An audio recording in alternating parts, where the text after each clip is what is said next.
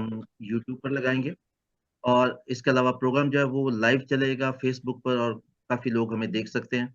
जो साथी बात कर रहे होंगे वो अगर अपना आपको अनम्यूट करेंगे तो जाहिर है कि वो उसके बाद बात कर सकेंगे। बाकी साथी अगर अपने आप को म्यूट रखेंगे तो वो ज़रा आसानी हो जाएगी।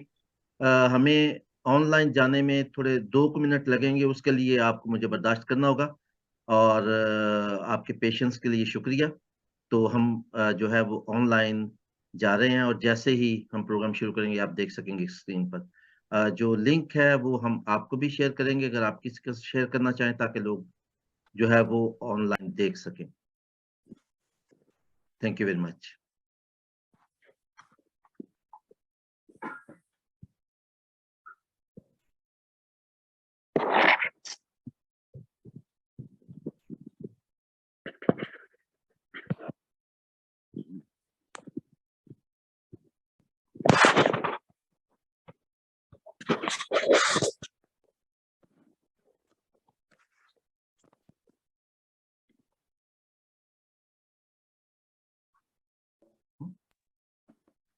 तस्कीन साहब के सिस्टम को तस्कीन नहीं मिल रही लग रहा है।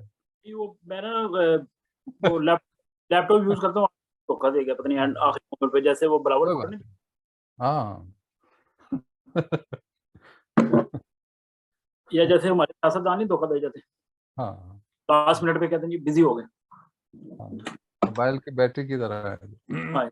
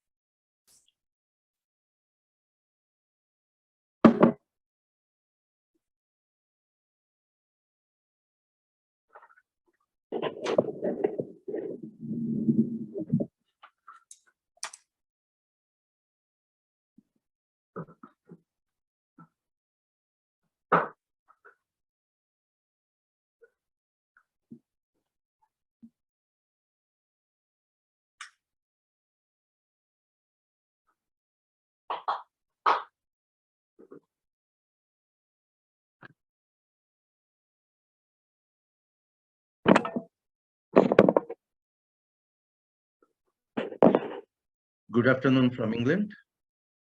आफ्ता मुगल और माइनॉरिटी कंसर्न की तमाम टीम की जानिब से हम अपने तमाम नाजरीन और अपने तमाम मेहमानों को प्रोग्राम में खुशामदीद कहते हैं। माइनॉरिटी कंसर्न एक डिजिटल मैगजीन है जो पाकिस्तान में अक़लीती इश्यूज पर खबरें शाया करता है। साथ ही साथ हम वीकली मुख्तलिफ मौज़ूआत पर वेबिनार्स भी मुनक्किद करते हैं, और जहाँ जहाँ मौका मिलता है पाकिस्तान के अक़लीती हकूक़ के हवाले से अपनी आवाज़ भी उठाते रहते हैं। हमारी आज की डिस्कशन का मौजू है Pakistani minorities and the national census. हमारे आज के मेहमान हमें ये जानने में मदद देंगे कि मौजूदा मरदमशुमारी अक़लियतों को सियासी, समाजी और मुआशरती तौर पर कैसे मुतासर करती है। हमारे साथ गुफ्तगू करने के लिए आज एक ऐसा पैनल मौजूद है जो एक तवील अरसे से मुख्तलिफ हवालों से पाकिस्तान में इंसानी हकूक़ और ख़ुसूसन अक़लियतों के हकूक़ के हवाले से मसरूफ़ अमल है। हम उन सब के शुक्रगुज़ार हैं कि उन्होंने आज के प्रोग्राम के लिए वक़्त निकाला और हमारे साथ प्रोग्राम में शरीक हुए। प्रोग्राम में हमारे साथ लाहौर से मोहतरमा नुमाना सुलेमान, इस्लामाबाद से जनाब विलियम परवेज़ साहब, हैदराबाद से मोहतरम अशोक शर्मा, कराची से मोहतरम मनशा और लंदन से मोहतरम फैसल चौधरी मौजूद हैं।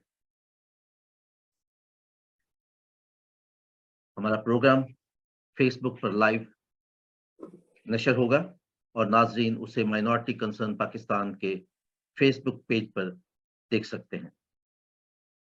प्रोग्राम की रिकॉर्डिंग कल माइनॉरिटी कंसर्न के यूट्यूब चैनल पर भी पोस्ट की जाएगी।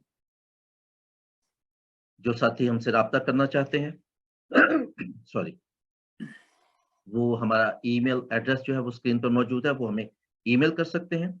इसके अलावा हमारे फेसबुक पेज पर भी मैसेज बॉक्स में अपना मैसेज छोड़ सकते हैं।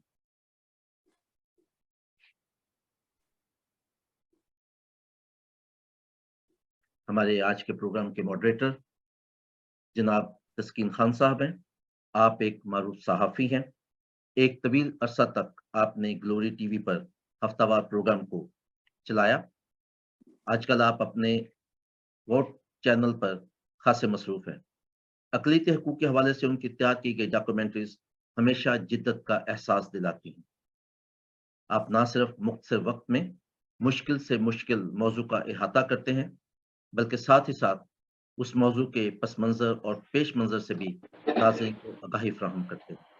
आप एक नज़रियाती सहाफ़ी होने के साथ-साथ इंसानी हकूक़ के भी मुतहर्रिक कारकुन हैं। मैं उनका शुक्रगुज़ार हूँ कि उन्होंने आज के प्रोग्राम की ज़िम्मेदारी सँभाली। अब मैं उनसे गुज़ारिश करूँगा कि वो प्रोग्राम को आगे बढ़ाएँ। ओवर टू यू तस्कीन खान।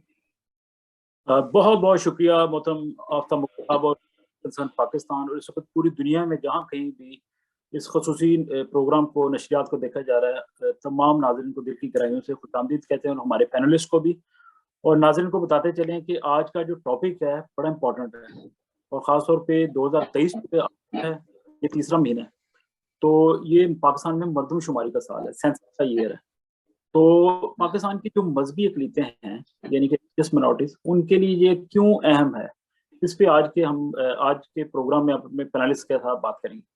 आप कैसे पार्टिसिपेट कर सकते हैं पूरी दुनिया से जो इस वक्त देख रहे हैं हमें फेसबुक के ज़रिए, या बाद आप यूट्यूब पे भी देखेंगे, तो आप जो अपनी कीमती आरा है, अपने कमेंट्स हैं, उससे आप हमें ज़रूर नवाजें, क्योंकि आपकी जो राय है मुकद्दम है और आपकी फीडबैक का इंतजार रहेगा। ड्यूरिंग द प्रोग्राम भी आप अपने कमेंट्स दे सकते हैं, तो हम शामिल करेंगे। कोई क्वेश्चन है हमारे पैनलिस्ट से तो वो भी आप ज़रूर पूछें। पैनलिस्ट को बहुत सलाम और अर्ज़ करता चलूँ कि जो प्रोग्राम का फॉर्मेट है, इब्तिदा में हम 2 या 3 मिनट के अंदर तमाम पार्टिसिपेंट्स आज का जो बुनियादी सवाल है उसके ऊपर बात करेंगे कि कौमी मरदमशुमारी की मजहबी अक़लीतों की तरक्की के तनाज़ुर में क्या अहमियत है। वैसे तो ओवरऑल पाकिस्तान को ये पूरी दुनिया में जहाँ कहीं भी मरदमशुमारी होती है फ़ायदा होता है, लेकिन पाकिस्तानी अक़लीतों को क्या फ़ायदा होता है। लेकिन इससे पहले कि बाकायदा प्रोग्राम का आगाज़ करें, एक खबर है, बहुत बड़ी खबर है, उसको आप शायद रेलिवेंट भी समझें इस प्रोग्राम से, हालाँकि उस पे एक अलग से बात होनी चाहिए और अलग टॉपिक है वो, कि पाकिस्तान के अंदर एक बड़े कंट्रोवर्शियल सो कॉल्ड डिफेंस है। तो उन्होंने कहा है कि पाकिस्तान का जो झंडा है, उसके अंदर जो व्हाइट कलर है, अब उसकी ज़रूरत नहीं है। वो कह रहे हैं कि अब इसको प्योरली ग्रीन होना चाहिए। वो कह रहे हैं कि जी पहले पाकिस्तान में 33% जो थे, वो हिंदूज़ रहते थे, यानी कि माइनॉरिटीज़ की जो तादाद थी तकरीबन 30% से ज़्यादा थी, तब वो कहते हैं कि व्हाइट जो हिस्सा ज़रूरत थी, अब नहीं है। तो यकीनन मैं सिर्फ नहीं बल्कि हमारे तमाम पैनलिस्ट और हर कोई जो है सुनने वाला उसको कंडेम करेगा, लेकिन इसको किसी और वक्त के लिए छोड़ देते हैं। सबसे पहले जनाब वेलकम करते हैं नुमाना सुलेमान साहिबा को लाहौर से, और बड़ी शख्सियत हैं। आपके बारे में क्विकली बताता चलूँ कि आप बानी चेयरपर्सन है माइनॉरिटी वुमेन फोरम की, इसके अलावा इंसानी के अमूर की और रिसर्चर भी हैं और इंटरनेशनल ह्यूमन राइट्स लॉ के ऊपर एक्सपर्ट हैं। और पाकिस्तान में अमन की ज़रूरत पर रिसर्च जो है इनकी, वो यूएसए में भी पढ़ाई जाती है, शामिल की गई है वहाँ के इदारों में, और जर्मनी के अंदर भी। इसके अलावा आप डेली टाइम्स के लिए भी लिखते हैं और हम सब और नया दौर में भी लिखती हैं। तो मोहतरमा नुमाना सुलेमान साहिबा, बहुत बहुत शुक्रिया ज्वाइन करने के लिए। आपको आवाज़ आ रही है?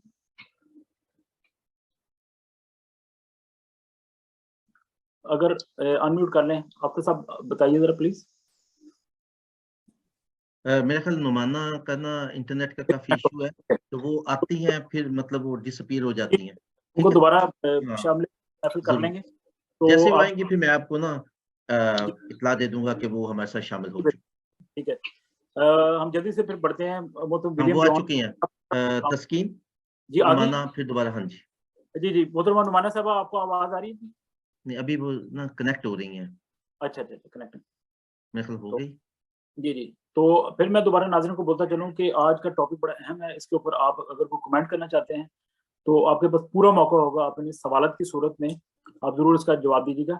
बल्कि मूविंग फॉरवर्ड जब तक नुमाना साहब अपना को सॉर्ट आउट करती हैं, हम विलियम परवेज साहब की जाना बढ़ते हैं। विलियम जॉन परवेज साहब किसी तारुफ के मोहताज नहीं, इस्लामाबाद से, और पतन डेवलपमेंट ऑर्गेनाइजेशन के कोऑर्डिनेटर हैं। इसके अलावा शायर, अदाकार, प्लेयर, एक्टर और थिएटर डायरेक्टर हैं। बड़ी खिदमात हैं और ख़वातीन के ऊपर, ह्यूमन राइट्स और सोशल इश्यूज के ऊपर कम से कम 25 इन्होंने स्टेज और प्लेज जो हैं लिखे हैं। इसके अलावा कम्युनिटी एडवोकेट और मोबिलाइजर हैं। सर आपको आवाज़ आ रही? बहुत शुक्रिया ज्वाइन करने के लिए। अपने आप को अनम्यूट कर लीजिए सर। जी बहुत शुक्रिया, थैंक यू, बहुत मेहरबानी। जी जनाब। सर ये फरमाइए कि ये टॉपिक जो है आज का, बुनियादी सवाल ये है जो एक आम आदमी की समझ में आ जाए कि पाकिस्तान के अंदर जो कौमी मरदमशुमारी होने जा रही है, इससे अकलीतों को क्या फायदा हो सकता है? देखिए जी, मरदमशुमारी जो है वो तो बहुत ज़रूरी होती है, ये हर कौम के लिए, हर मुल्क के लिए, क्योंकि ये इसी तरह से है जैसे घर में आपके बच्चे 5-6 बच्चे हैं और आपको पता हो कि कॉलेज गोइंग कौन सा है, स्कूल में किसने जाना है, नैपी किसके बदलने हैं, ये दूध किसका आना है, तो वो आप पूरी प्लानिंग अपने घर के जैसे अफराद से करते हैं, उसी तरह से मरदमशुमारी का ये एक फायदा होता है। और ये हर मुल्क में होती है। हमारे मुल्क में पहले 20 साल तक नहीं हुई और अब ये 5 साल में दूसरी बार हो रही है। अकलीतों के हवाले से अगर आप कहें ना, तो मेरा जरा थोड़ा डिफरेंट पॉइंट ऑफ व्यू है।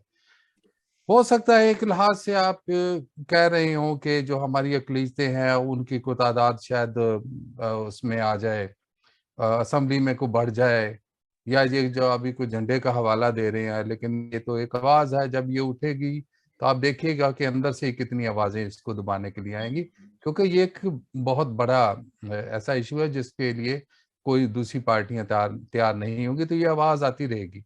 लेकिन मैं क्या आपको अर्ज करूं कि मरदमशुमारी का फायदा उन मुल्कों में होता है जिन्होंने कोई सोच के समझ के सेंसस को पॉलिसीज बनाना होती है। हमारे मुल्क में जो पॉलिसीज बनती हैं वो सेंसस को देख कर नहीं बनती है।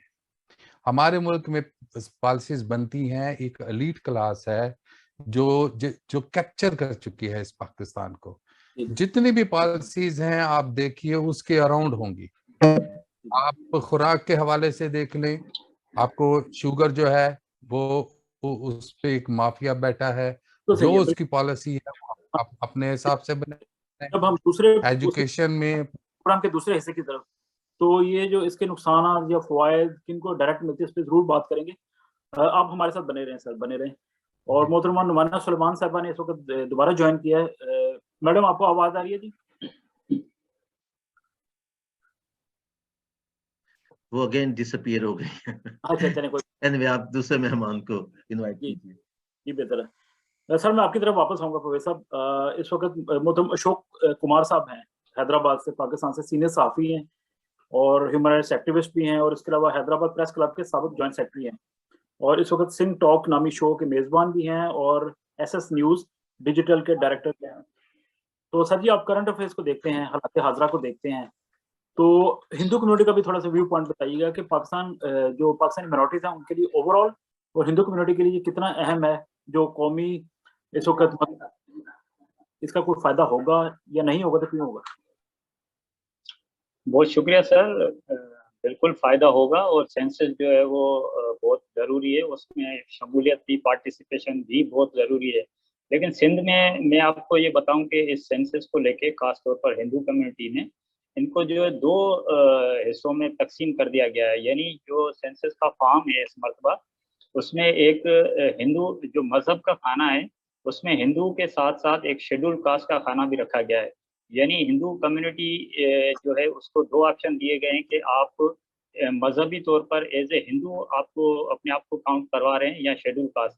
तो इसको लेकर एक नया तनाज़ा खड़ा हो गया है। इसमें कुछ लोग वो हैं जिस तरह जो इंडिया के अंदर दलितिज़्म को सपोर्ट करते हैं, जो निचले तबकात हैं यहाँ हमारे यहाँ जिसमें कोली, भील, मेघवार कम्युनिटी के लोग हैं, वो ये कह रहे हैं या मुहिम चला रहे हैं कि भई हमें जो है as a schedule caste participate करना चाहिए, मज़हब के खाने में वो लिखवाना चाहिए। जबकि जो दीगर पाकिस्तान हिंदू काउंसिल है या दीगर जो हिंदू इंटेलेक्चुअल्स हैं या सिविल सोसाइटी के लोग हैं, जो कि इस तबकाती सिस्टम पर यकीन नहीं रखते, वो कहते हैं कि भाई हिंदू जो मज़हब है वो तो हम सारे हिंदू ही हैं, जो भले शेड्यूल कास्ट से ताल्लुक़ रखते हैं वो भी हिंदू हैं। तो इसलिए ये एक कन्फ्यूजन है इस सेंसस के खाने में, इसको लेकर एक इशू।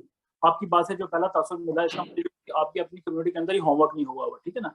तो आपकी कम्युनिटी के अंदर ही काम हुआ होता तो आपको पता चलता है कि ये जो मरदमशुमारी है इसका क्या फ़ायदा होगा या नहीं। मैं आपकी तरफ दोबारा आता हूँ जनाब, दोबारा आता हूँ। ठीक है। मंशा नूर साहब की तरफ जाते हैं। मोहतरम मंशा नूर साहब कराची से, आप कारितास के सेक्रेटरी हैं, डायोसीसन एग्जीक्यूटिव सेक्रेटरी हैं कारितास पाकिस्तान के, और इसके अलावा इंसानी फलाह के लिए बहुत काम किया है, एक लंबा चौड़ा खिदमत है आपकी तरफ, और इसके अलावा प्रोफेशनल डेवलपमेंट वर्कर भी हैं, क्लाइमेट चेंज के ऊपर भी इतनी खिदमत। लेकिन आज हम पाकिस्तानी मिनॉरिटीज़ की इस हवाले से बात करेंगे कि जो कौमी मरदमशुमारी होने जा रही है इसका कोई फायदा है। सर, आपकी नज़र में क्या फ़ायदा है? आप कराची में बैठे हैं, पाकिस्तान का सबसे बड़ा शहर है। Thank you very much sir.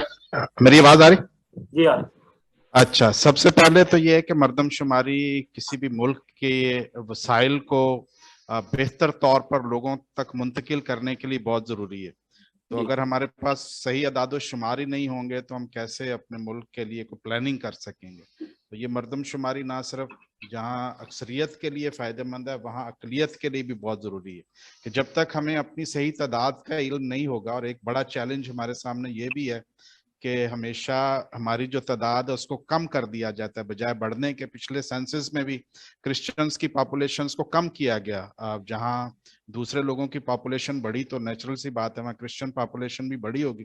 तो एक जो बड़ा चैलेंज है वो ये है कि जो कुछ मरदमशुमारी है उसके सही नताइज जो हैं वो सामने लाए जाएं। तो इसके ऊपर भी हमें बहुत ज़्यादा एक तो क्या कहना नजर रखने की जरूरत है कि जो कुछ हमारे लोग की मरदमशुमारी हो रही है वो सही रिकॉर्ड हो और फिर उसको सही तौर पर प्रेजेंट। इसको किस तरह रिकॉर्ड किया जाएगा, इसका मैकेनिज्म कैसे बनाया जाएगा, इसको कैसे, यानी कि मजहबी या अदारे या शख्सियात जो हैं वो कितने मुआवन साबित हो सकते हैं, सियासी जो शख्सियात हैं या जो बासर शख्सियात हैं वो अपनी अपनी कम्युनिटी को कैसे वो गाइड कर सकती हैं। इस पर दोबारा सर आपकी तरफ आता हूँ। अभी ज्वाइन करेंगे हमें सैसल शैन चौधरी साहब, सैसल चौधरी जूनियर बल्कि मैं इनको कहूँगा। तो आप जनाब डिप्टी टीम लीडर हैं साउथ एशिया के CSW के, क्रिश्चियन सॉलिडारिटी वर्ल्ड वाइड। ये बल्कि इनका तो अपना एक बहुत बड़ा तारुफ है सैसल चौधरी साहब का, is a personal friend. And इसके अलावा आप पाकिस्तान, श्रीलंका और अफगानिस्तान के मामला को देखते हैं क्रिश्चियन सॉलिडारिटी वर्ल्ड वाइड के लिए। और आप पहले एग्जीक्यूटिव डायरेक्टर थे साबिक Catholic commission for justice and peace CCSP के। और इसके अलावा कौमी हीरो, हम सब के कौमी हीरो सैसल चौधरी साहब, आप उनके साहबजादे हैं। तो सैसल साहब, थैंक्स फॉर ज्वाइनिंग, बहुत शुक्रिया जी। सर आपको आवाज जी जी जी थैंक यू तस्कीर जी। सैसल साहब, मैं आपसे ये क्वेश्चन नहीं करूंगा, मैं बल्कि इससे एक स्टेप आगे जाता हूँ क्योंकि इस पे तो एक राय बुनियादी तौर पे आ गई। इस दफा कहा जाता है कि डिजिटल मरदमशुमारी होने जा रही है और इसका इम्पैक्ट क्या होगा। आप चूंकि लंदन में है, मैं भी लंदन में हूँ, आप तक मुगल साहब भी बरतानिया में, यहाँ भी हमने नहीं देखा कि लोगों को भी रोते नहीं देखा कि जी मरदमशुमारी हो रही तो पता नहीं क्यों हो रही है, क्या हो रही है। तो ये सारा कुछ क्या हो रहा है? मतलब पाकिस्तान को 70 साल हो गए हैं, अभी भी हम ऐसे एक आस बना के बैठे हुए हैं कि जी बड़ी शफाफ मरदमशुमारी होगी तो फिर पता नहीं आसमान से दरीचे खुल जाएंगे और पता नहीं क्या मनो सलवा उतर जाएगा। ये क्या है सर? तो आप कैसे कंपेयर करेंगे दोनों? आप डिजिटल सेंसस की स्पेसिफिकली बात उस हवाले से पूछ रहे हैं? ये पहले से क्या मुख्तलिफ होगा, ये से क्या फर्क पड़ेगा? देखिए, मैं उम्मीद तो करना चाहता हूं कि बेहतरी होगी और कुछ बेहतर रिजल्ट्स सामने आ सकेंगे ताकि बेहतर तरीके से जो है वो जो तबकात हैं जो कि मार्जिनलाइज्ड हैं, जो डिसएनफ्रेंचाइज्ड हैं, उनके लिए जो है वो स्टेट जो है, जो गवर्नमेंट है, वो बेहतर तरीके से कोई डेवलपमेंट प्लान कर सकेगी। लेकिन मैं इत्तेफाक करूंगा विलियम परवेज साहब की बात से कि कभी हमारे मुल्क में पॉलिसीज जो हैं वो सेंसस के डेटा को देख के बनी नहीं, तो अब क्या फर्क आएगा, ये भी एक बहुत बड़ा सवाल है जो सामने हमारे सामने है। दूसरी बात ये है कि वाइल वी होप, हमारी उम्मीद तो ये है कि चीज़ें बेहतर हों। इस दफ़ा जो मरदमशुमारी हो रही है उसमें सही तरीके से काउंटिंग हो सके, डिसएग्रीगेटेड डेटा बन सके, जैसे अदर्स जो है वो अदर्स ना हो बल्कि उनको लहदा कर दिया जाए, जिसमें बुद्धिस्ट, पारसी, बहाई और दीगर कम्युनिटीज आती हैं।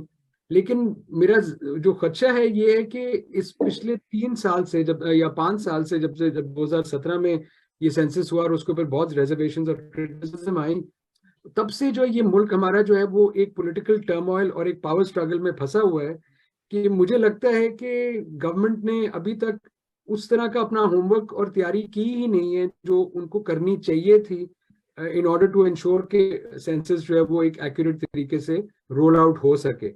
तो मुझे लगता है कि वो अभी तक एक वो जल्द में, जैसे 2017 में जल्दबाजी की गई, अब भी हमने जल्दबाजी कर ली बस क्योंकि वो करवाना है, लेकिन पीछे जो उसके लिए एक सिस्टम डेवलप करना चाहिए था वो नहीं हो पाया। ये मेरा जाती ख्याल है कि इस वक्त ये प्रॉब्लम है और आगे हम देखते हैं जी इसके रिजल्ट्स किस तरह के आएंगे, लेकिन गैप्स बहुत ज्यादा हैं जो कि नहीं कवर हुई। बिल्कुल ठीक है। विलियम साहब, आप फरमाइए कि हम निसाब की किताबों में पढ़ते थे कि जी पाकिस्तान में हर 10 साल के बाद मरदमशुमारी हुआ करेगी।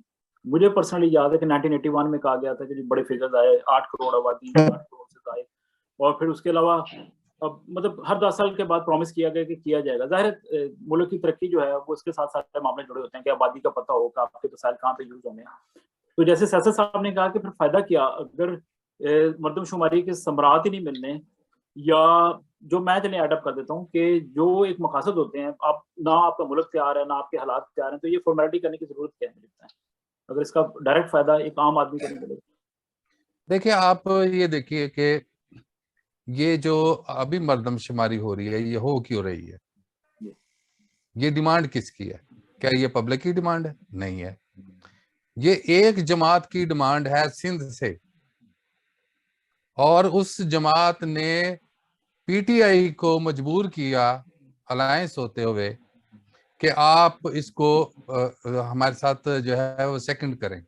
अब वो पीटीआई ने कहा जी ठीक है जी, यहाँ पर मरदमशुमारी कराची में होनी चाहिए। अब वो कराची और हैदराबाद से वो फिसलती फिसलती अब ये पूरे मुल्क में है। मुझे ये बताएं कि आप 5 साल में ऐसी क्या जरूरत पड़ गई आपको? अगर एक पार्टी का मसला है तो जहां उसके हैं वहां पर आप मरदमशुमारी करा लें, या पूरे सिंध में। आप सिंध में आप बताएं, मैंने अपना बैठे हुए शौक साहब, मैंने सिंध में इस्माइल खास खेल लिए हैं, ये जानते होंगे उनको, ये अवामी पार्टी के रसूल बख्श प्लेजर साहब की, उन्होंने जो मुझे बताया है कि किस तरह से ये मरदमशुमारी मुमकिन ही नहीं है सिंध में। वहां पर बहुत सारे लोग जो हैं वो बेघर हो चुके हैं सैलाब की वजह से, और उनके हो ही नहीं सकते, और इस तरह की और बेशुमार। फिर वो डिजिटल पे चाहते ही नहीं है कि डिजिटल पे उन्हें कोई एतबार ही नहीं है।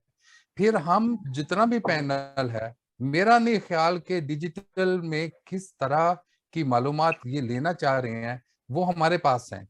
पहले ये था कि फॉर्म किसी ना किसी तरह से लोगों के सामने आ जाता था, अब ये वो भी नहीं ला रहे हैं।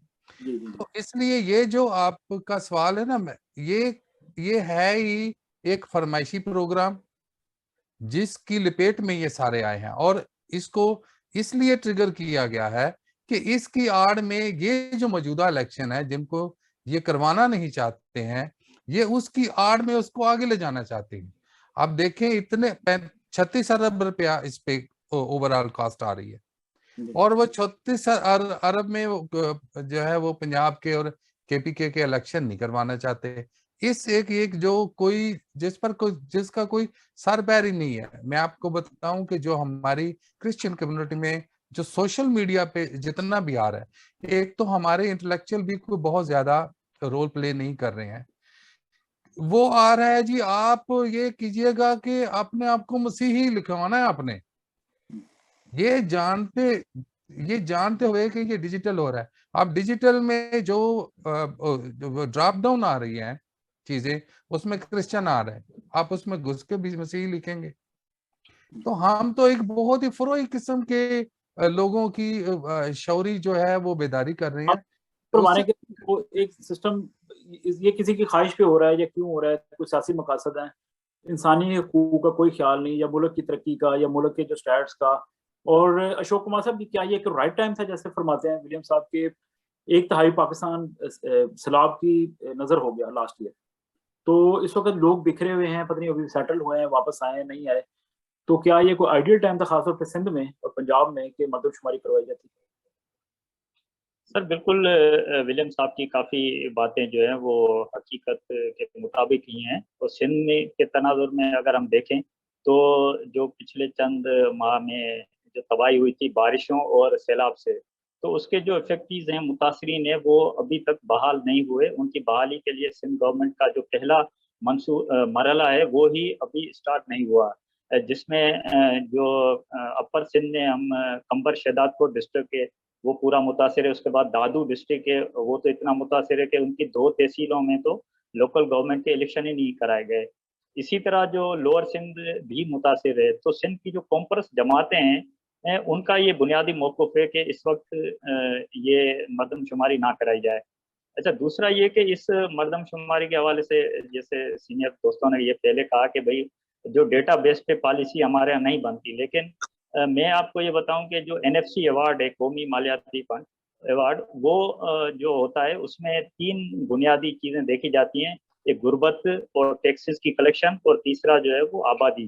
तो ये आबादी जो है ये बुनियादी एक नुक्ता है जो बहुत अहमियत रखता है हमारे लिए। लेकिन ये जो सेंसस हो रही है मरदमशुमारी, ये बहुत से हवालों से मुतनाज़ा है, जिसमें नंबर 1 तो जिस तरह विलियम साहब ने बात की, ये अवाम का मुतालबा है ही नहीं। दूसरा ये कि पाकिस्तान के आइन में ये है कि भाई हर 10 साल बाद ये मरदमशुमारी होनी है, लेकिन अभी ये 5 साल में क्यों हो रही है? तो ये गैरकानूनी हो रही है, नंबर 1 तो ये हो गया। दूसरा ये कि जो भी स्टेक होल्डर्स हैं, यानी जो सियासी जमातें हैं और जो मज़हबी अक़लियतें हैं, उनको इसमें एतमाद में नहीं लिया गया। जो इसका फॉर्मेट है उसके सिलसिले में जो कोई राय नहीं ली गई। तीसरे नंबर पे ये है कि ये जो पूरा मैकेनिज़्म है इसका बनाया गया है, वो ही इस तरह है। जैसे एक मिसाल आपको मैं दूँ कि हर डिस्ट्रिक्ट के अंदर जो डिप्टी कमिश्नर है उसको फोकल पर्सन बनाया गया है इस मरदमशुमारी के लिए। लेकिन जो सेंसस का अमला है, जो अपने टैबलेट लेके घूम रहा है, वो डायरेक्ट अपना डेटा जो है वो फेडरल गवर्नमेंट को शेयर कर रहा है, अपने सेंसस डिपार्टमेंट को। वो डिप्टी कमिश्नर को भी ये अपने आदाद-ओ-शुमार या डेटा है वो शेयर नहीं कर रहे। तो इसमें भी खुद जो सिंध गवर्नमेंट की जानिब से भी तहफ़्फ़ुज़ात सामने आए हैं, और ये कहा जा रहा है कि ये जो पूरा एक सिलसिला है ये मुबहम है, ये वाज़ेह नहीं है, इसमें बहुत सारे खदशात हैं, तहफ़्फ़ुज़ात हैं। बहुत से प्रॉब्लम है, यकीनन बहुत से प्रॉब्लम्स हैं, और जो आप तस्वीर पेश कर रहे हैं यकीनन इतनी कोई खूबसूरत या खुशाइंद नहीं है। मंशा नूर साहब, आप फरमाएं कि अब चूँकि डिसीजन तो ले लिया गया और अब इन्होंने करवा के छोड़ने ही हैं हुकूमत ने या अदारों ने, ये जो सेंसस हैं या कौमी मरदमशुमारी है, लेकिन अब इसमें मौसर तरीके से पार्टिसिपेट कैसे किया जाए? पाकिस्तान की जो अक़लियतें हैं, क्या मज़हबी इदारे, चूँकि आप भी एक अहम अदारे से ताल्लुक़ रखते हैं, तो मज़हबी शख्सियात या सियासी शख्सियात, इनका ताल्लुक़ पाकिस्तान की अक़लियतों से है, क्या वो कोई अहम किरदार अदा कर सकते हैं? वैसे शहरी, हर जो बंदा है जिसका ताल्लुक़ रिलीजियस माइनॉरिटी से है, वो कैसे अपने आप को फिर इस सारे प्रोसेस का मौसर तरीके से हिस्सा बनाए ताकि वो मिस आउट ना हो जाए? उसके लिए तो बहुत ज़रूरी है कि हमारे जो मजहबी और समाजी इदारे हैं वो इसमें अपना भरपूर किरदार अदा करें। ऑल्दो के साथ सारे साथियों ने कहा है कि इसमें बहुत सारे चैलेंजेस हैं, और सबसे बड़ा चैलेंज यही है कि इस मरदमशुमारी के नताइज को पता नहीं आगे जाके तस्लीम किया जाता है या नहीं किया जाता, क्योंकि बहुत सारे लोगों के रिजर्वेशन, सिंध के हवाले से हम बात करें, जो बात विलियम साहब ने की थी वो ये बिल्कुल सही है। कराची की आबादी जो पिछली मरदमशुमारी में कम बताई गई थी, जिसकी बेस पे ये सारा कुछ जो है क्रिएट हुआ कि हमें जो सेंसस हुए हैं वो काबिल कबूल नहीं है, क्योंकि ये सेंसस कराची की आबादी की सही तादाद को जाहिर नहीं कर रहे। तो उसकी बेस पे उन्होंने दोबारा कहा कि, और जो भी बात होगी डिजिटल मरदमशुमारी की, बहुत सारे हमारे ऐसे इलाके हैं जहां तक एक्सेस ही नहीं है अभी तक लोगों की, तो वो कैसे डिजिटल लोग वहां जाएंगे और लोगों का डेटा जो है वो कलेक्ट करेंगे। लेकिन इसके बावजूद हम इसको अगर पॉजिटिव वे में जाएं तो हमें तमाम समाजी इदारों को, मजहबी इदारों को जरूर अपने लोगों को इसके हवाले से अवेयर करना चाहिए, बताना चाहिए। गो के टाइम थोड़ा कम दिया गया, उस तरह हमने भी शायद उस तरह तैयारी नहीं की समाजी इदारों ने या मजहबी इदारों ने कि हम अपने लोगों को अवेयर करते कि किस तरह अपने आप को आपने मौसर तौर पर इस मरदमशुमारी में शामिल कराना है, अपने आप को गिनवाना है, और जब हम गिनवाएंगे तो फिर ही मनवा सकेंगे। तो इसलिए हमें जो है वो इस अभी भी जो भी टाइम है उसमें हमें अपने इस पॉजिटिव सोच के साथ कि हम आगे बढ़ें और इस मैसेज को ज़्यादा से ज़्यादा लोगों तक फैलाएं कि वो जरूर अपने आप को काउंट करवाएं, घर में जितने भी लोग हैं उनको इसमें शामिल कराएं। सर चौधरी साहब, आप फरमाएं कि जब जाहिर है हम पढ़ रहे थे, आप पढ़ रहे थे, तो उस वक्त 1981 का जो मरदमशुमारी थी ज़्यादा दौर में बड़ी फेमस हुई थी, उसके हवाले भी दिए जाते थे किताबों के अंदर कि पाकिस्तान की आबादी जो है वो 8 करोड़ है। लेकिन आपने देखा कि जो अकलीती लीडरशिप थी वो तारीखी तौर पे हमेशा शाकी रही है। वो कहते हैं कि नहीं हमारे जो स्टैट्स हैं अकलीतों के वो कभी भी दुरुस्त नहीं बताएंगे, जितनी मर्जी आप मरदमशुमारियाँ करवा लें। वो एक मिसाल देते हैं छोटी सी, वो कहते हैं कि जब भुट्टो के दौर के बाद पंजाब दौर में भी पाकिस्तान के जो कौमी असम्बली उसके जो मेंबरान थे उसके 170 तादाद थी, अकलीती मेंबरान तब भी 10 थे, अब 22 करोड़ आबादी फिर भी 10 हैं। तो वो कहते हैं कि फिर अगर आबादी के तनासुब के एतबार से आपने सीटें देनी थी तो वो 8 करोड़ से 22 करोड़ हो गए लोग, तो हमारे लोग तब भी 20, 25, 35 लाख थे, तो अभी भी वो 30-35 लाख ही है। ये क्या हो गया? ये शाकीपन कैसे दूर किया जाए? क्या बेईमानी होती रही है अकलीतों के साथ? देखिए, पता नहीं बेईमानी तो मुझे नहीं पता, लेकिन मेरा जाती ये ख्याल है कि जो सेंसस है वो एक्यूरेट तरीके से ही नहीं कंडक्ट हुआ, और जो डेटा कलेक्शन था वो ही नहीं एक्यूरेट था। और जब वो एक्यूरेट नहीं होगा तो आप किस तरह से आगे फिर वो बिकॉज आपके पास तो हमारे पास तो वो डेटा ही है जिसकी बेसिस पे हम आगे डिमांड पेश कर सकते हैं कि जी इस तरह की लेजिस्लेशन होनी चाहिए, या सीटों में इजाफा होना चाहिए, या इस तरह से पॉलिसीज बननी चाहिए। लेकिन जब वो हमारे पास डेटा ही दुरुस्त नहीं है तो फिर वो वो एक आप मुश्किल में आ जाते हैं। अब एक साइड ये भी है जो समझते हैं कि शायद जानबूझ के अकलियतों के डेटा को नीचे रखा गया है ताकि वो उस तरह की लेजिस्लेशन या उस तरह की पॉलिसीज बनानी ही ना पड़े। तो ये 80 की दहाई में तो ये शक किया जा सकता है। और खत्म हो रहा था कतल कलामी, तो उस वक्त वो टेबल किया गया था एक के पाकिस्तान का, वो एक नया फार्मूला दिया गया कि जितनी आबादी है उसके हिसाब से तकरीबन कुछ 17 या 16 सीटें बनती हैं, तो इसको आप टेबल कर दें। वो ऑलमोस्ट बनने वाला था कानून, गिलानी साहब की गवर्नमेंट के आखिरी कुछ माह थे, तो वो नहीं कुछ हुआ। वो कमेटी के पास भी मामला चला गया था। उसके बाद फिर नवाज शरीफ साहब की गवर्नमेंट आ गई, फिर इमरान खान साहब की आगे चली भी गई, वो मामला खटाई में पड़ गया। तो कभी किसी ने सीरियस लिया ही नहीं है कि कोई सियासी तौर पे कोई फायदा हो पाकिस्तानी माइनॉरिटीज को। ये भी हमारी आंखों ने देखा, ये सारा कुछ होता है। बिल्कुल बिल्कुल, यही तो अलमिया रहा है कि प्रायोरिटी के नज़र से देखा जाए तो अकलियतें जो हैं वो कहीं प्रायोरिटी लिस्ट में उस तरह से आती नहीं, जिसकी वजह ये आपको नज़र और तरीकों से भी नज़र आती है कि मतलब अगर मैं थोड़ा सा हट के मिसाल दूं कि 2014 में अगर सुप्रीम कोर्ट ने एक जजमेंट पास की, आज जो है 7 साल बाद जो है वो उस जजमेंट की 9 साल बाद भी उस जजमेंट को भी इम्प्लीमेंट नहीं करवा सके हम, जो कि एपेक्स कोर्ट की जजमेंट थी। तो वहां से नजर आता है कि अगर हम एपेक्स कोर्ट की ही जजमेंट को इम्प्लीमेंट नहीं करवा सकते तो फिर वो पॉलिसीज और पॉलिटिकल जो फोर्सेस हैं वो पॉलिसीज और इस तरह की लेजिस्लेशन कहाँ उस तरह से कर पाएंगे। और मिसालें काफी हैं, आपके नेशनल कमीशन फॉर माइनॉरिटीज देख लें, जिस तरह से वो बना है वो भी उस पर भी एतराजात हैं, तो वो भी सही तरीके से एड्रेस नहीं होती। सो ये तो एक कंटिन्यूस प्रोसेस है, और जो आपने जहां से बात की 80 की दहाई में, वो तो डेफिनेटली एक एजेंडा था to reduce the number of minorities या to show that there is a reduction. आपका मोहम्मद साहब, आपने थोड़ा सा मुझे बताना, क्योंकि ये लास्ट मिनट में हमने कुछ अरेंजमेंट्स किए थे टेक्निकल वजूहात के बयान पे, तो ये चूंकि मैं वो डायरेक्टली वो अपने मोबाइल से ही सारा कुछ वो कंडक्ट कर रहा हूँ, तो आपने मुझे टाइम का जरूर बता दीजिएगा कितना वक्त है, वो टाइम कीपिंग आप कीजिएगा मेहरबानी।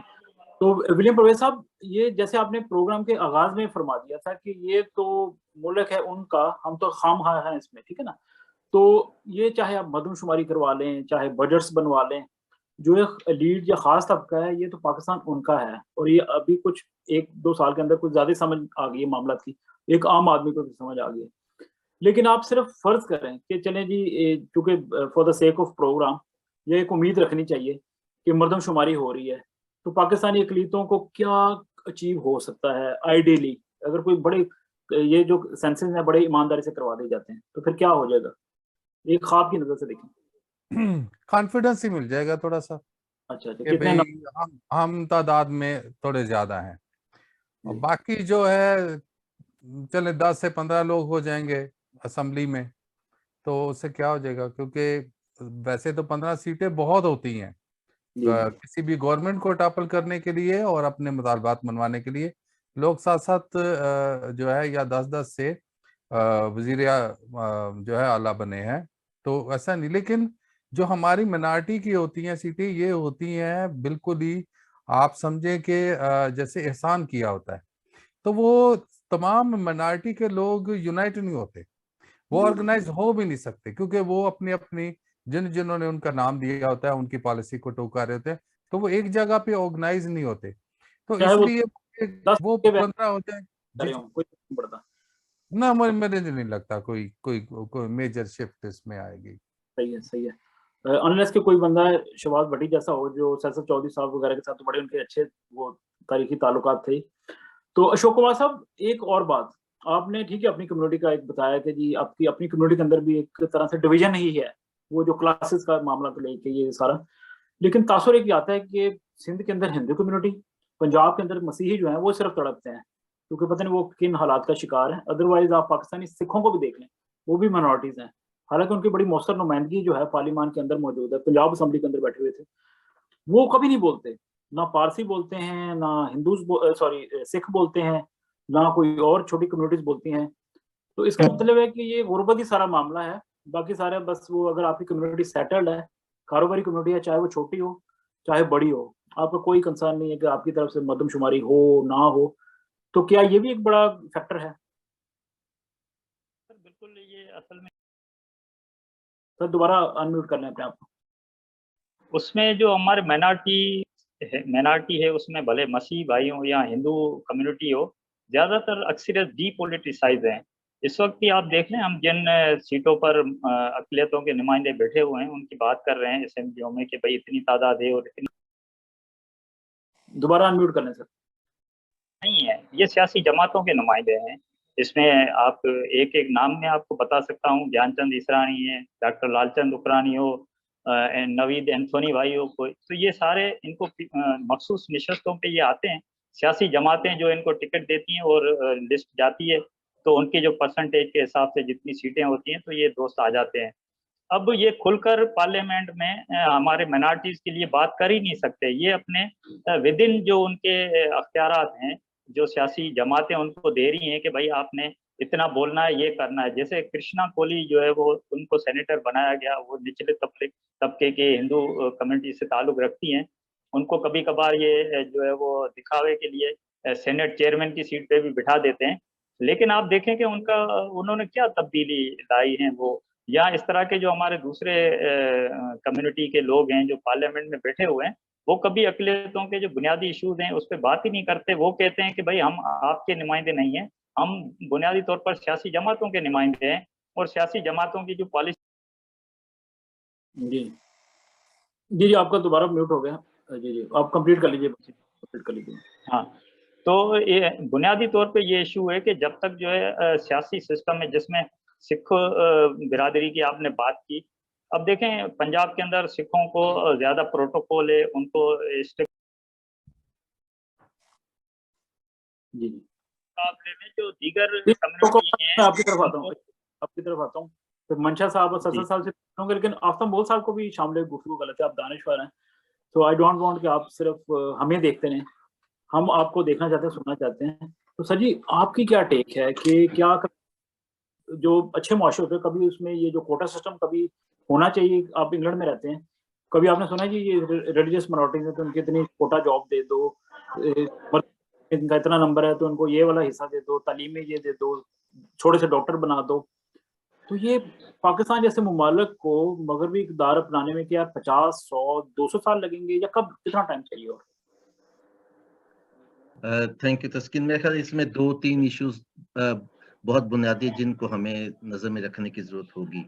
ये मेरा पर्सनल व्यू है, ऑब्वियसली हर शख्स का अपना एक व्यू हो सकता है, होना भी चाहिए। मैं समझता हूँ कि नंबर 1, ये स्टेट और शहरी की जो रिलेशनशिप है और जो इसमें एक मिसट्रस्ट है, ये उसका बहुत बड़ा शाखसाना है कि जब शहरी अपने आप को स्टेट का बराबर का हिस्सा नहीं समझते। और ये बदकिस्मती है कि पाकिस्तान में सिर्फ अक़लियतें ही नहीं, बल्कि बाकी जो कौमियतें हैं वो भी इसी तरह सोचती हैं कि स्टेट उनके साथ इक्वल ट्रस्ट मतलब इक्वल सलूक नहीं करते। दूसरा, जो मुआशरे इक्वालिटी और जस्टिस पे कायम होते हैं, वहाँ पे ऐसी चीज़ों की ज़रूरत कम पड़ती है। जो यूरोप है उसमें इस किस्म की चीज़ों की ज़रूरत इसलिए नहीं पड़ी कि यहाँ पे जो रिलेशनशिप है स्टेट के साथ शहरी की, वो इक्वालिटी और जस्टिस पर मुहित है। और आप भी इंग्लैंड में रहते हैं, फैसल भी इंग्लैंड में रहते हैं। पाकिस्तान में हम जब भी बात करते हैं तो हम स्टार्ट करते हैं नेशनल पॉलिटिक्स से। यहाँ पे मुझे नहीं याद कि मैं बहुत मतलब कम्युनिटी ग्रुप्स का वो हूँ मेंबर, तो लोग जो है उनको जो कई दफा तो प्राइम मिनिस्टर का नाम भी नहीं पता होता, मिनिस्टर्स का तो नाम बिल्कुल ही नहीं पता होता कि कौन मिनिस्टर है, क्योंकि लोग चेंज हो रहे होते हैं। और यहाँ पे लोगों का जो उनका इंटरेस्ट होता है वो लोकल गवर्नमेंट के साथ होता है, क्योंकि आपकी तमाम तर जो मामलात हैं वो लोकल गवर्नमेंट के साथ मुंसलिक होते हैं। आपका हेल्थ का इशू है, एजुकेशन का इशू है, रोड्स का इशू है, आपकी सफाई का इशू है, आप सेहत का इशू है, वो लोकल गवर्नमेंट के साथ मुंसलिक। तो पाकिस्तान में एक तो जो स्टेट का मैकेनिज्म है वो बहुत डिफरेंट है, वीक है, वो जस्टिस पर मबनी नहीं है। दूसरा, स्टेट और शहरी के दरमियान जो रिलेशनशिप है बहुत वीक है, और वो उसमें शक जो बहुत ज्यादा पैदा होता है। हत्ता कि जो बड़ी बड़ी पॉलिटिकल पार्टीज हैं जब वो गवर्नमेंट्स में होती हैं तो तब भी जो स्टेट के साथ उनकी रिलेशनशिप है वो बहुत डिफरेंट होती है। तीसरा जो इशू है वो पाकिस्तान जो है वो एक नजरियाती रियासत। अभी तक ये डिबेट जारी है कि पाकिस्तान सिर्फ मुसलमानों का मुल्क है या पाकिस्तान एक इस्लामी मुल्क है। हम उसे जो मर्जी कैमोफ्लेज कर लें, मेरी नजर में पाकिस्तान एक इस्लामी रियासत है। और जब आप किसी भी रियासत को मजहब के साथ मुंसलिक कर देंगे तो बहुत से बुनियादी इश्यूज पैदा होंगे। Thank you. मनशानूर साहब, आप भी इस बात से एग्री करते हैं कि रियासत और मजहब के मामलों को अलग कर दें तो फिर ये कई जो हमारी डेस्पिरेशंस हैं या हम उड़ते रहते हैं अंदर से, कभी वो मर्दमशुमारी के पीछे छुप जाते हैं, कभी तालीम के पीछे पनाह लेते हैं, कभी सेहत को ढाल बना लेते हैं, तो ये सारे मामला ही हल हो जाएंगे अगर। लेकिन एक और बुनियादी फर्क है, लोग जब कहते हैं कि सेकुलर रियासत बने तो उनको लगता है लादीन सियासत है, हालांकि ऐसा नहीं है। इस पर आपका क्या टेक है सर?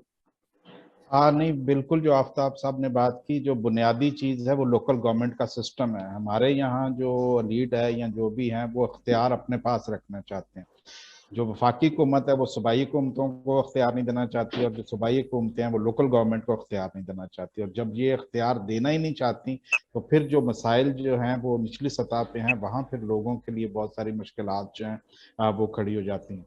अब जहां तक ये बात है कि मुल्क को इस्लामी रियासत होना चाहिए या सेकुलर रियासत होना चाहिए, मुल्क बेशक इस्लामी रियासत हो लेकिन उसको उसके लेट स्पिरिट में इस्तेमाल तो किया जाए। आप उसमें लोगों को, जैसे उन्होंने कहा कि स्टेट्स और जो एक शहरी है, एक आम शहरी है, उसके लिए भी वही कानून लागू होना चाहिए जो किसी सरमायादार या किसी वडेरे के लिए। यहाँ तो आप देखते हैं कि उनके लिए एक और कानून है और वो जो गरीब लोग हैं उनके लिए एक और कानून है। तो जब तक हम जस्टिस को सब लोगों के लिए इक्वल नहीं करेंगे, कते नज़र के वो अकलियत का मेंबर है, कते नज़र के वो अक्सरियत का मेंबर है, वो लैंडलॉर्ड है, वो सरमायादार है, वो बिजनेसमैन है, वो सियासतदान है, या वो एक आम मजदूर है, या वो एक आम किसान है, तो उन तक जब तक, अब हमारे यहाँ तो बच्चे बेचारे अपने राइट अच्छे काम के लिए भी थाने नहीं जा पाते, अपनी सही रिपोर्ट लिखाने के लिए थाने नहीं जा पाते। वो किसी को साथ लेके जाते हैं, 500, 1000, 2000 वो लेता है, वहां उनको देते हैं, फिर वो जाके अपना जायज काम जो है उसके लिए भी अपनी रिपोर्ट्स नहीं लिखवा सकते। तो इस तरीके से करवाते हैं, बेचारे मजबूर हैं। हाँ, तो ये जब तक आप जस्टिस का निज़ाम या लोगों के अंदर, जैसे आफ्ताब सिंह का, रियासत अपना एक मौसर किरदार नहीं जिसमें वो सब लोगों को बराबर के शहरी के तौर पर तस्लीम करे, तस्लीम करने से नहीं बल्कि उसका अमली तौर पर नजर भी आए, तो तभी हम एक खुशहाल या बेहतर पाकिस्तान की बात कर सकते हैं। अदरवाइज अगर आप सेकुलर भी बना देंगे और चीजें इसी तरह चलेंगी तो फिर उससे भी लोग जो हैं वो उनकी कोई सुनवाई नहीं होगी, और वो लोग जो हैं वो रियासत के साथ उस तरह रियासत को, या रियासत उस तरह उनको ऑन नहीं करेगी, या वो रियासत के साथ जुड़े नहीं होंगे। ठीक है मंशा साहब, दोबारा आता हूँ आपकी तरफ। ससद साहब आप फरमाएं, क्योंकि आप एक ऐसे अदारे से लेके आए हैं जिसमें रहते हुए आप साउथ एशिया के बहुत से ममालिक पर नजर है आपकी, वहाँ के ज़ाहिर है प्रोसिक्यूशन को भी नजर है, लेकिन एक आम जरा देखें कि वहाँ की जो मजहबी अकलीतें होती होंगी, जैसे इंडिया है या श्रीलंका है या इवन अफगानिस्तान है, तो वहाँ से भी इतनी ज़्यादा कोई रोने रुलाने की बातें नज़र नहीं आती जितनी पाकिस्तान के अंदर से आती हैं माइनॉरिटीज़ की तरफ से। हालाँकि भारत के अंदर भी इश्यूज़ हैं, नो डाउट, इसमें कोई शक नहीं। लेकिन आप अगर कंपेयर करें, आपके पास इस हवाले से ज़्यादा एक्सपीरियंस है, तो क्या पाकिस्तान में हालात इन ममालिक के मुकाबले में भी बहुत ख़राब हैं? ईरान की मिसाल ले लें, वहाँ से तो कभी ऐसी बातें नहीं आई कि जी मरदमशुमारी नहीं हुई, तो पानी नहीं मिला, तो तेल नहीं मिला, तो एजुकेशन नहीं मिली। हालाँकि वहाँ पे और भी बड़े मामला ख़राब हैं। इनको कैसे आप कंपैरेटिवली देखेंगे? तकाबली जायज़ा कर लें तो? देखें, जो जो मेरा जो काम है वो तो ज़्यादा फोकस उसका जो है वो मजहबी आज़ादी के हवाले से है, और ज़्यादा तो उस लिहाज से देखा जाए तो प्रॉब्लम्स तो वो दूसरे मुल्कों में भी है। लेकिन अगर हम कंपैरिजन करें तो क्योंकि हमारी रियासत का एक स्टेट का एक रिलीजन है, वो डिफाइन कर रहा है और डिक्टेट कर रहा है और इन्फ्लुएंस कर रहा है हर अगले स्टेप को, जहाँ पे रिलीजन के साथ वो हर चीज जोड़ी हुई है। और जो आपको दूसरे ममालिक में उस तरह से, अफगानिस्तान की तो मैं मिसाल नहीं दूंगा, वहाँ पे भी काफ़ी मुश्किल किस्म के हालात हैं। वहाँ पे तो आप प्रोफेस भी नहीं कर सकते अपना फेथ अगर आप किसी और फेथ से ताल्लुक़ रखते हैं। लेकिन इंडिया को अगर आप उस तरह से मुकाबले में देख लें तो फिर भी आपको बेहतर नज़र आता है। आपको वहाँ पे इंडिया में आप देख लें, आपके ऐसे जो क्रिश्चियन कम्युनिटी से या इवन मुस्लिम कम्युनिटी से ऐसे लोग थे जिन्होंने who made it to the top, जो जिन्होंने आर्म फोर्सेस को कमांड किया, चीफ की पोजीशंस तक गए, आपके प्रेसिडेंट की पोजीशन तक गए। हम तो आइन के अंदर ही वो डिस्क्रिमिनेशन शुरू कर देते हैं, और वो जब हम वहां से स्टार्ट ही वहां से लेते हैं तो वो ऑटोमेटिकली हर उस इम्पोर्टेंट या ओहदे के लिए वो ऑटोमेटिकली वो अप्लाई हो जाता है वो प्रिंसिपल, जबकि लिखा हुआ नहीं होगा आइन में। अगर आइन में सिर्फ प्राइम मिनिस्टर और प्रेसिडेंट पे, लेकिन वो और इंस्टीट्यूशंस पे भी वो ऑटोमेटिकली अप्लाई हो जाता है। तो मैं मुख्तसर ये कहूँगा कि बदकिस्मती ये कि साउथ एशिया में रिलीजियस नेशनलिज्म और एक्सट्रीमिज्म की एक वेव चल रही है, लेकिन शायद हमारा मुल्क बदकिस्मती से वो मुल्क है जिसने दूसरों को इंस्पायर कर दिया है, बिकॉज हमने एक स्टेट रिलीजन के साथ ही हमने आगे जो चलना शुरू किया, उसने ही वो डिफाइन किया है कि किस तरह से हमारी शक्ल बनेगी। बिल्कुल ठीक है। अब थोड़ा सा हल की तरफ जाते हैं, पैनलिस्ट से बात करते हैं। विलियम परवेज साहब, जब हल की बात करते हैं तो जाहिर है फिर हम पॉजिटिव एनर्जी लेना भी चाहते हैं, शेयर भी करना चाहते हैं। तो अभी जैसे सरसा साहब से मैं बात कर रहा था, ईरान के अंदर जो अभी रिसेंटली देखा था कि खातून को जिस तरह सिर्फ वो सर पे कपड़ा ना बांधने की वजह से उसकी जान चली गई, लेकिन एक तहरीक चल गई, खवातीन जो खड़ी हुई। लेकिन वहाँ पे भी एज सच माइनॉरिटीज के साथ मसला नहीं है, क्योंकि तारीखी तौर पे आप भी बता सकते हैं सरसा साहब भी या दीगर दोस्त भी, कि ईरानी पार्लियामेंट के अंदर एक जूइश रुकन पार्लियामेंट भी रहे हैं, और शायद अभी भी होंगे, वो शायद किसी पार्टी को रिप्रेजेंट करते हैं। तो ये पाकिस्तान के आस पड़ोस के अंदर इस्लामी रियासतें भी हैं, वहाँ पे ये मसाइल नहीं। मिडिल ईस्ट में भी कोई मसला नहीं, वहाँ पे भी इस्लामी रियासतें हैं, वहाँ भी पाकिस्तान भी एक इस्लामी मुल्क है। ये क्या कोई खिते के अंदर कोई खराबी है या क्या मसला क्या है, और इस सारे मामला का हल क्या है? ये मरदमशुमारी तो चलो एक पिक्चर है, ओवरऑल किस तरह ये कोई इस तरह का कोई मैजिक वॉन्ड फेरे कि सारा कुछ ठीक हो जाए? पहली बात तो ये कि मैं आपके सवाल को ना कुछ ठीक तरह से समझ नहीं सका हूँ। मैं इसको दोबारा थोड़ा सा, हाँ प्लीज। हाँ, ये जो कौमी फर्ज करें मरदमशुमारी है, ये तो चले एक तस्वीर का एक रुख है कि जी हम ख्वाहिश रखते हैं कि शायद पाकिस्तान की अक़लीतों के लिए हालात बेहतर हो जाए, लेकिन क्या ये सिर्फ वाहिद हल है, मरदमशुमारी ही हल है कि बड़ा ईमानदारी से करवा दिया जाए तो सारा कुछ ठीक हो जाएगा? ये मामला ठीक कैसे होंगे, अक़लीतों की डेस्परेशन खत्म कैसे होगी? देखिए, एक तो मैं आपको ये बताऊं कि ये जो हमने अक़लियत के हवाले से जो हमारा कॉन्सेप्ट है ना, इस कॉन्सेप्ट को तोड़ने की जरूरत है। ये कॉन्सेप्ट बहुत लिमिटेड कॉन्सेप्ट है। अगर मैं आपको ये कहूं कि इस वक्त जो पाकिस्तान में मिनॉरिटीज हैं 70 साल से वही हुकूमतें कर रही हैं, तो आपको यकीन नहीं आएगा, लेकिन हकीकत में तो यही है। इस वक्त पाकिस्तान में 1% लोग हैं जिनके पास को 60% के करीब पाकिस्तान की वेल्थ है, और कोई 250 के करीब खानदान है जो दहाइयों से पाकिस्तान की असम्बली पे काबिज हैं। ये कितने परसेंट बनते हैं पाकिस्तान की कुल पूरी आबादी के? आप इनको अगर देखें तो ये टाइनी सी मिनॉरिटी है। तो जिस तरह से हम मिनॉरिटी को देख रहे हैं, हमें उस मिनॉरिटी के जो कॉन्सेप्ट है उसको अब थोड़ा सा रीडिफाइन करने की जरूरत है। हम मिनार्टी को मजहबी मिनार्टी से ही देख रहे हैं। और फिर मिनार्टी के देखें, अगर आप ये कहें कि जी मिनार्टीज के ही क्यों, भाई जो मेजॉरिटी है, बड़ी मेजॉरिटी जो है, क्या वो सारे उसको हुकूक मिल गए हैं जो मिनार्टी को नहीं मिल रहे हैं? एक बात मैं आपसे ना बहुत तस्कीन साहब बाकी सारे दोस्तों से भी कहूंगा, ये जो मुझे लगता है कि जो मिनार्टी का इशू, ये जो यूरोप और अमेरिका ने जिस तरह से इसको पोर्ट्रे किया है, ये बहुत बड़ी साजिश है। तकसीम हो गए हैं हम सारे। अभी ये अशोक साहब क्या कह रहे हैं कि हिंदू कम्युनिटी है, उसके बाद फिर उसके जो है नीचे जो वो शेड्यूल कास्ट। आप सोचें कि अगर इसके बाद अगली मर्दमशुमारी में क्रिश्चियंस के साथ आगे लिखा हो जी आप कैथोलिक हैं, क्या प्रोटेस्टेंट हैं, तो अब फिर आप अपनी मिनार्टीज में देखें, मिनार्टी के अंदर जाएंगे तो आपको फिर तकसीम मिलेगी, आप मेजॉरिटी में जाएंगे वहां पे तकसीम मिलेगी। I think now we should think over it कि भाई हमें अपने जो हाँ जो हमारी कम्युनलिटी है, जो लोअर क्लासों की है, मेरा ख्याल है कि हमें मिनार्टी की बजाय लोअर क्लास पे आना चाहिए। इस पे हमारे जो पॉलिटिकल हैं मिनार्टी के लोग और जो हमारे दानिश्वर भी हैं वो इस पे बड़े चिढ़ते हैं, लेकिन अल्टीमेटली हमें क्लास की तरफ आना पड़ेगा। जब तक क्लासें नहीं, मैं कहता हूं कि जी चलें, आप कहते हैं एजुकेशन का इश्यू है मिनार्टी के लिए, सिर्फ एक मिनट दे दें, सिर्फ एक मिनट, सिर्फ हाँ सर, चल 30 सेकंड। अगर अब एजुकेशन का है, रोजगार का है, ये मिनार्टी के इश्यूज है, क्या ये मेजॉरिटी के नहीं है? हम इन इश्यूज पे इकट्ठे क्यों नहीं हो सकते? जी जी जी, ठीक है, बिल्कुल सही है। अशोक कुमार साहब, जो विलियम साहब बात कर रहे हैं, अगर हम हल की अब बिल्कुल आखिर में बात करेंगे, अगर आप 1-1.5 मिनट के अंदर सारी बात को समेट दें, फिर मैं दीगर शुक्ला से भी आखिरी वो लेता हूँ सारे कमेंट्स, कि जो बंदा सेटल्ड है फाइनेंशियली, हर लिहाज से, कारोबारी शख्सियत है, बड़ा पैसा है उसके पास, उसका ताल्लुक चाहे किसी भी मजहब से हो, वो पाकिस्तान के अंदर उसके ये इश्यूज नहीं है, ये मर्दमशुमारी या दीगर मामला, तो ये सिर्फ मामला जो है ये अमीरों गरीबों के हैं। तो क्या आप इससे इत्तेफाक करते हैं?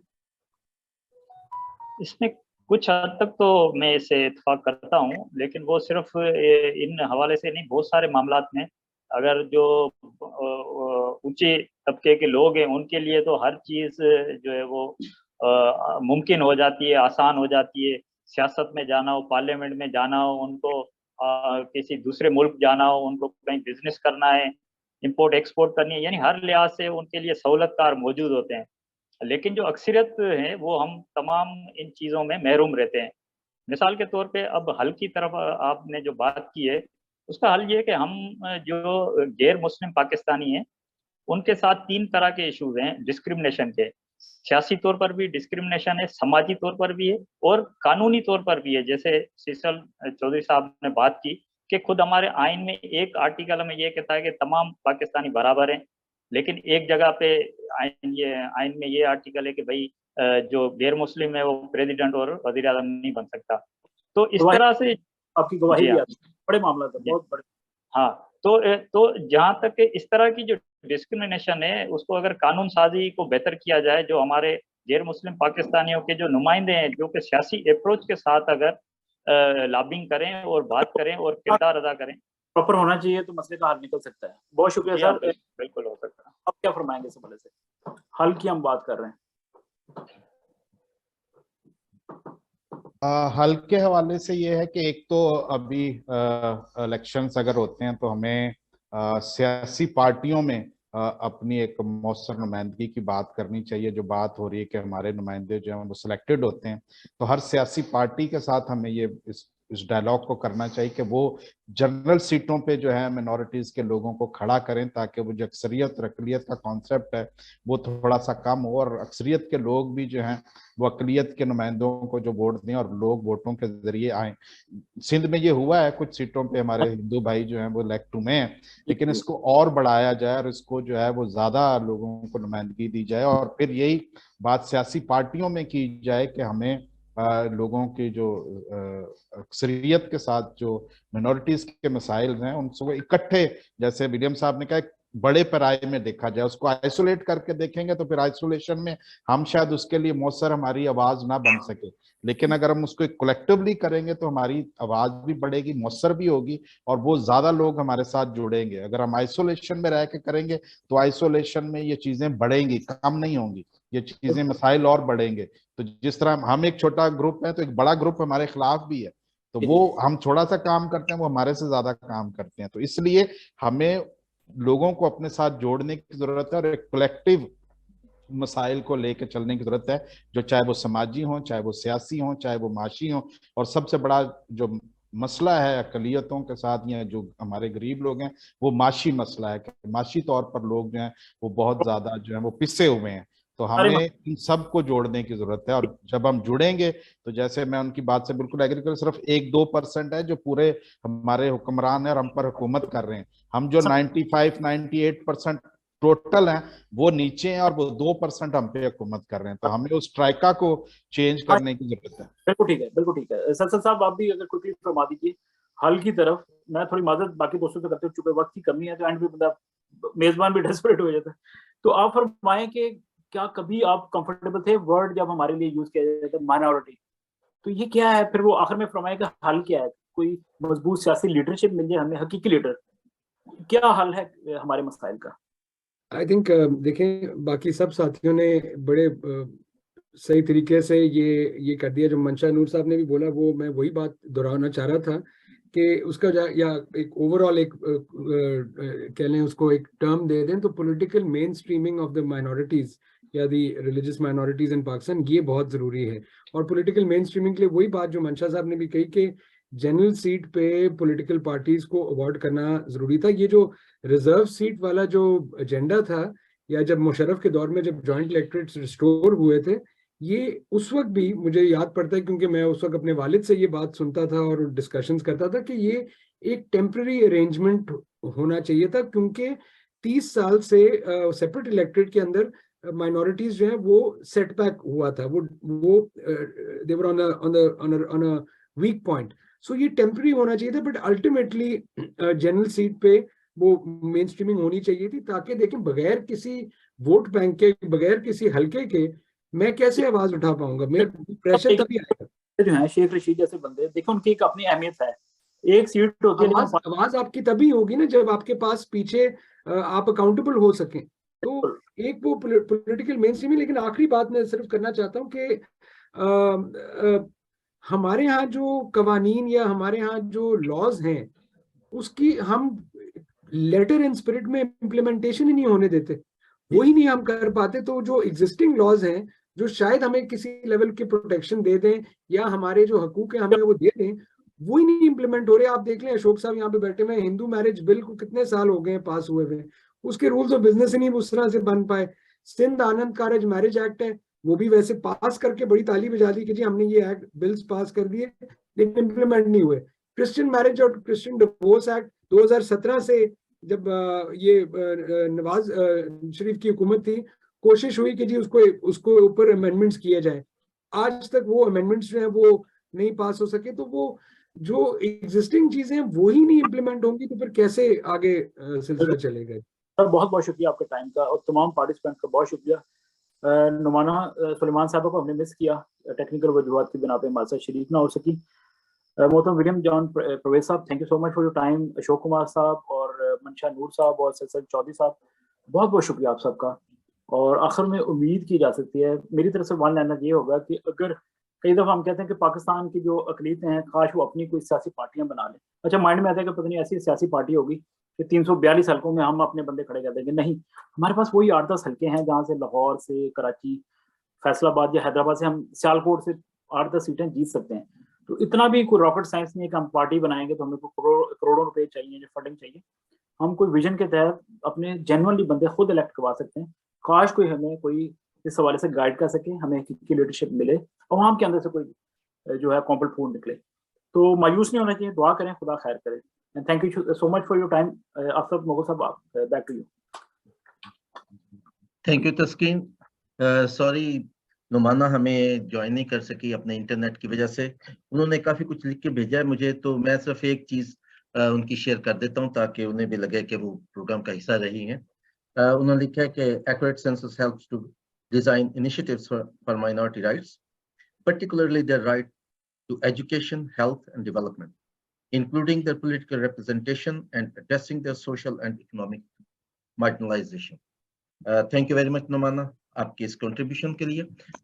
मैं इससे पहले कि आखिर में प्रोग्राम के मेहमानों का शुक्रिया अदा करूं, जो हमारे साथी तस्कीन साहब ने बात शुरू की थी रिप्रेजेंटेशन की पार्लियामेंट में अक़लियतों के हवाले से, मैं 2-3 चीज़ें उस पर ज़रा एक जस्ट रिव्यू है उसका, आप सबको पता है और नाज़रीन को भी शायद पता होगा, लेकिन शायद कुछ नाज़रीन के लिए ये मालूमात हों कि 1973 में जो कॉन्स्टिट्यूशन बना था और उसमें जो रिजर्व सीट्स रखी गई थी अक़लियतों के लिए, वो सिर्फ 10 साल के लिए रखी गई। तो तसव्वुर ये था कि 10 साल के बाद हालात इतने बेहतर हो जाएंगे कि अक़लियतें जो हैं वो आम नशिस्तों पर खड़ी हो सकेंगी।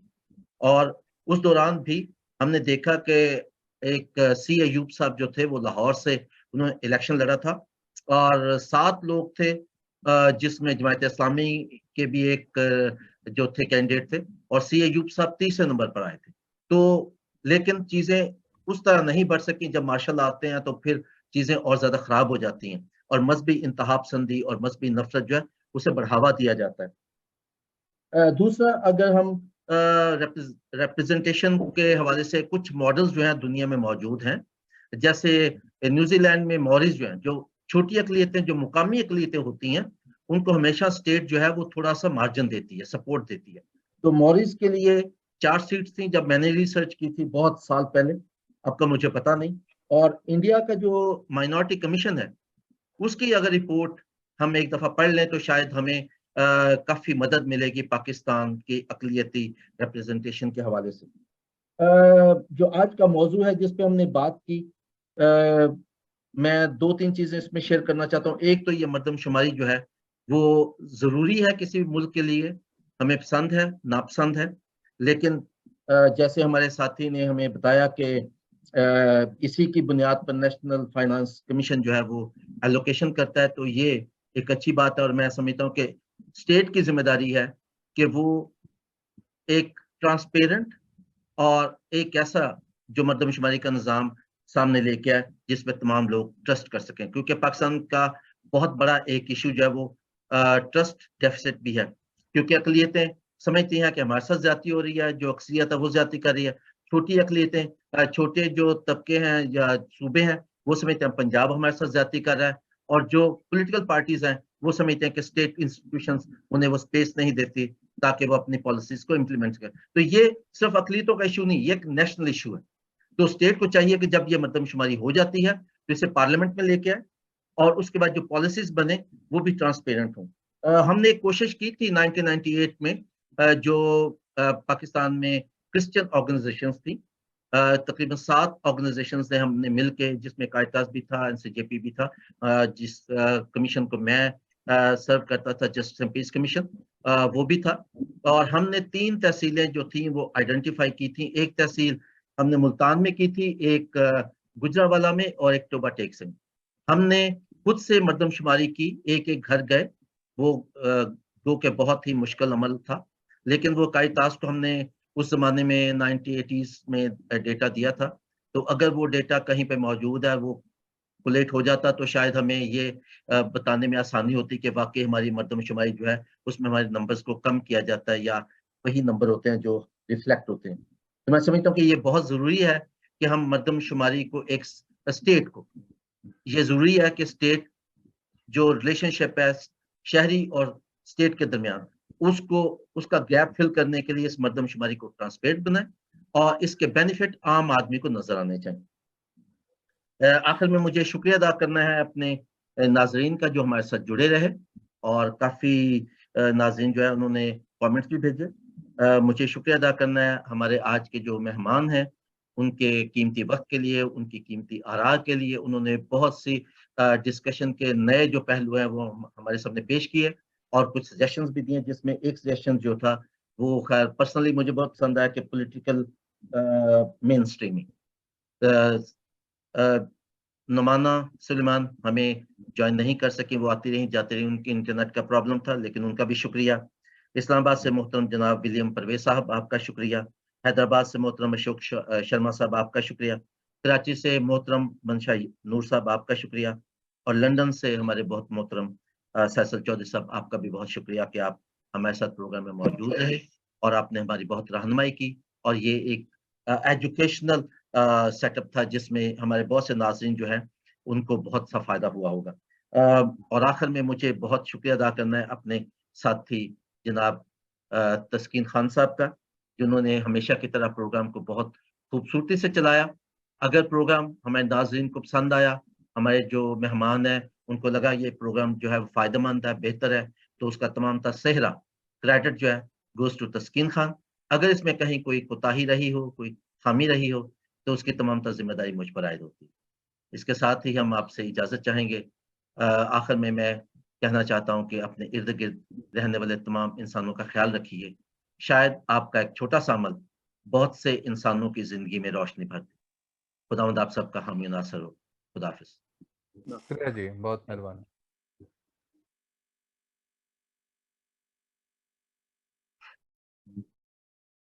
recording